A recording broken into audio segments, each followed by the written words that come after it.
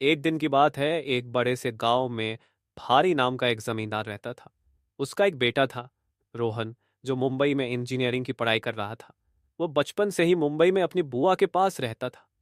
वह बहुत ही सुंदर था, लेकिन बहुत घमंडी भी था। वह किसी का भी मजाक उड़ाने से पीछे नहीं हटता था। अमावस्या के दिन सुबह गांव के लोग अपने पूर्वजों के स्मारक पर जाकर फूल और माला चढ़ा रहे थे। लेकिन रोहन कुछ ही दिन पहले गांव आया था और वह इन सब बातों को नहीं मानता था।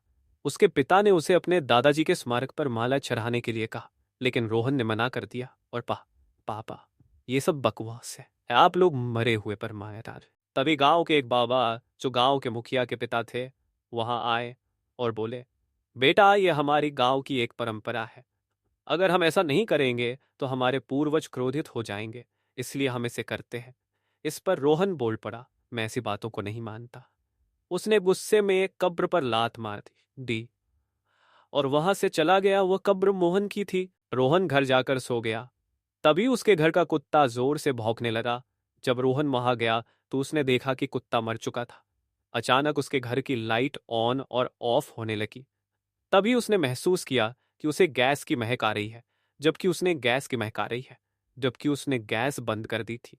वह किचन में गया और देखा सौन थी, तो उसने गैस ऑफ की। बेड पर जाकर लेट गया।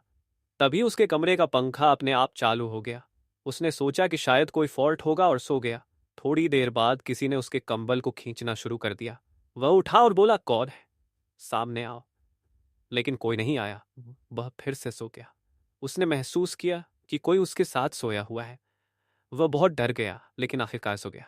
सुबह उसने देखा कि किसी ने उसके घर के आईने पर लिखा था, मैं आ गया हूं, I want to kill you. यह सब देखकर वह बाबा के पास गया और रात की सारी बात बताई और आईने की बात भी बताई। बाबा ने कहा, वह आ गया है। तब रोहन बोला, कौन आ गया? बाबा बोले, बाबा बाबा बोले, मोहन। यू सेंट, रोहन ने पूछा। या रोहन ने पूछा, यह मोहन कौन है? बाबा ने बताया कि यह बहुत पहले की बात है। मोहन और उसकी पत्नी इस गांव में आए थे। मोहन एक तांत्रिक था। वह एक पागल तांत्रिक था और अमर होने के लिए एक तांत्रिक क्रिया कर रहा था, जिसमें छोटे बच्चों की बलि दी जाती थी। उसने गांव के बच्चों की बलि देना शुरू कर दिया। हर दिन गांव का एक बच्चा गायब हो जाता था।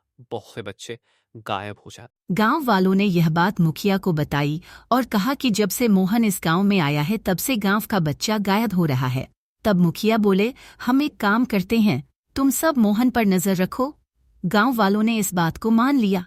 एक रात गांव वालों ने इस बात को मान लिया। एक रात गांव वालों ने देखा कि मोहन के घर से एक बच्चे की रोने की आवाज आ रही है। तब गांव के लोग मोहन के घर के बाहर खड़े हो गए और देखा कि वह कोई तंत्र मंत्र कर रहा था और उसने बच्चे की बलि दे दी थी। तब गांव वालों ने उसके घर को आग लगा दी और मोहन और उसकी पत्नी को जलाकर मार डाला। मोहन जोर जोर से चिल्ला रहा था।